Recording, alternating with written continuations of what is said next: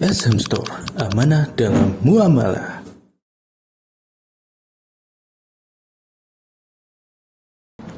Dan di antara ancaman kesyirikan tadi, innahu may yusyrik billahi faqad harramallahu alaihi jannah. Sesungguhnya barang siapa yang berbuat kesyirikan, maka sungguh Allah Subhanahu wa taala telah mengharamkan surga baginya. Wa ma'wahun nar, dan tempatnya itu ada di neraka. Ini juga dengan tegas Allah mengatakan orang yang syirik tempatnya neraka, haram masuk ke dalam surga. Kalau sudah dikatakan haram, itu berarti sudah tidak ada harapan lagi orang untuk bisa masuk ke dalam surga lagi. Sehingga ini juga sangat berat. Dan juga sebab yang lainnya adalah karena kesyirikan itu merupakan kezaliman yang paling besar. Karena Allah Subhanahu wa taala berfirman dalam surah Al-An'am ayat yang ke-82, "Alladzina amanu wa lam yalbisu imanahum bidzulmin, ulaika lahumul amnu wa hum muhtadun." Dan orang-orang yang beriman dan tidak pernah mencampur adukkan keimanan mereka dengan kezaliman, maka mereka itulah orang-orang yang akan mendapatkan keamanan, dan juga mereka itu adalah orang-orang yang mendapatkan petunjuk. Di sini Allah Subhanahu wa taala menyebutkan bahwasanya orang yang akan mendapatkan keamanan dan juga akan mendapatkan petunjuk adalah orang-orang yang tidak pernah mencampur adukkan keimanan mereka dengan kezaliman. Lalu setelah mendengarkan ayat ini, para sahabat bertanya kepada Rasulullah sallallahu alaihi wasallam, "Ayyuna lam yadlim nafsahu?" Wahai Rasulullah, siapakah di antara kita yang tidak pernah menzalimi dirinya sendiri? Jadi khawatir, karena di ayat tadi Allah mengatakan yaitu orang-orang beriman yang tidak pernah mencampur adukkan keimanannya dengan kezaliman, maka baru akan mendapatkan keamanan. Lalu para sahabat bertanya, "Loh, kita semuanya kan pernah berbuat zalim. Berarti kita sudah tidak ada kesempatan lagi untuk mendapatkan keamanan dan juga hidayah." Maka Rasulullah SAW menjawab, "Laisa kama tadhunnun, innama huwa kama qala Luqman libnihi." Yang ada pada ayat ini bukanlah seperti apa yang kalian kira.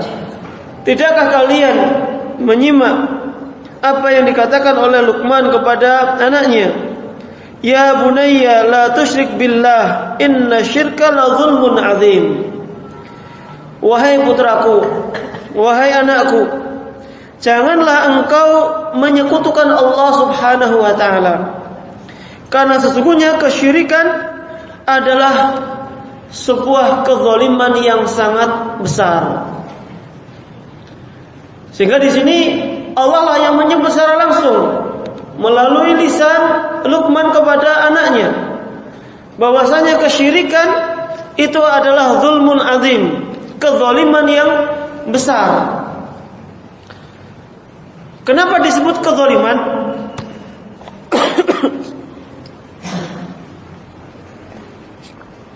Karena biasanya orang-orang yang suka berbuat kesyirikan, ketika diingatkan untuk tidak berbuat kesyirikan, mereka itu kebanyakan jawab, "Kenapa kalian kok ngurusi kami?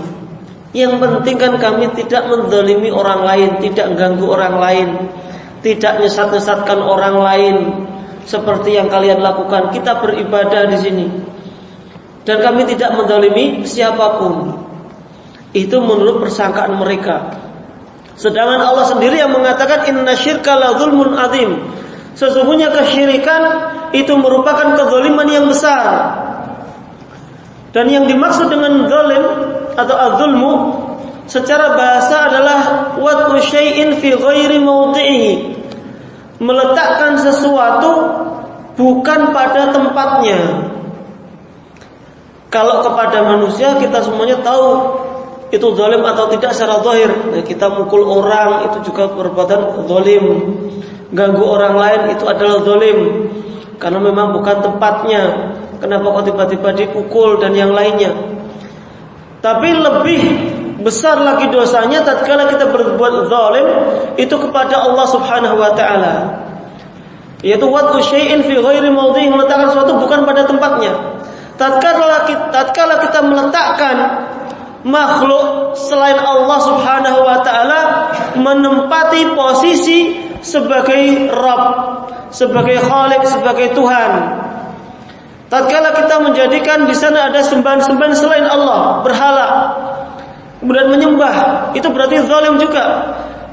Karena dia meletakkan berhala bukan pada tempatnya, yang seharusnya dihancurkan, seharusnya dihinakan, namun disembah-sembah, diminta-minta. Tatkala kita meminta sesuatu kepada orang yang sudah meninggal dunia, ini juga sebuah kezaliman. Dari mana kezalimannya? Orang yang sudah meninggal dunia itu seharusnya didoakan. Kita berdoa agar Allah Subhanahu wa taala mengampuni dosa-dosanya. Meskipun itu adalah orang yang mulia, meskipun itu adalah wali, tetap membutuhkan doa. Lalu ketika orang itu justru meminta doa, meminta dikabulkan doanya oleh orang yang meninggal dunia, itu namanya adalah kezaliman. Jadi bentuk kezaliman itu yang paling besar adalah kepada Allah Subhanahu wa taala, yang tidak disadari oleh sebagian kaum muslimin. Mereka lebih memperhatikan kezaliman kepada manusia, katanya enggak pernah menzalimi manusia.